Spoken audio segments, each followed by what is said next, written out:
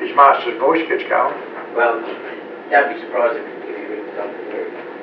Oh, We always try to be. negotiating. Should be telling all the information is confidential. Cool. Yeah, you got to get on his Facebook page on USA Shepparton. It's very quiet on there of late. Well, that whole site's virtually ground to a halt. Start off. Hopeless. Good thing. It doesn't do anything good for the community.